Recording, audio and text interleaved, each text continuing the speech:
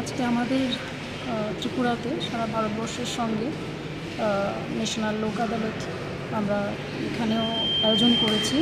এটাই বছরের প্রথম জাতীয় লোক আদালত। তো আমরা এটা হাইকোর্টে চলছে এখন। যে মামলায় পক্ষভুক্ত যারা পার্টি আছেন এসছেন, মোটামুটি কাউন্সিলিংও সকাল 10টা থেকে চলছে।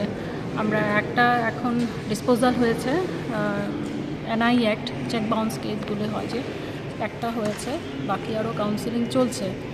তো দেখা যাক, এখন 12টা হয়েছে, 4টে সাড়ে 4টে অবধি তো চলে। তো বেলা শেষে হয়তো আমরা একটা ডেটা আপনাদেরকে দিতে পারবো। কতগুলো কেস ছিল মানে এই প্রথম লোক আদালতে?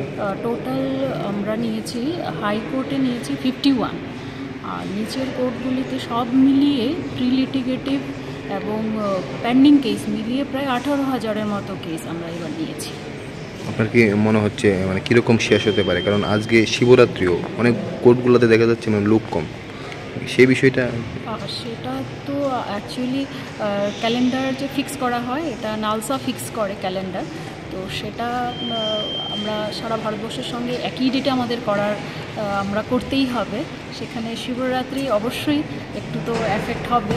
তো আমরা আপনাদের মাধ্যমে আগেও আমরা সবার কাছে যারা এই মামলার সঙ্গে পার্টি পক্ষভুক্ত, ওদের কাছে আমরা আগেও পৌঁছতে পেরেছি এবং এখনও মাত্র 12টা বাজে। তো আবারও আমি অনুরোধ করব যেন, ঠিক আছে আপনাদের এই সুযোগটা পেয়েছেন যেটা লোক আদালতের মাধ্যমে শেষ করার, সেই সুযোগটা নিন।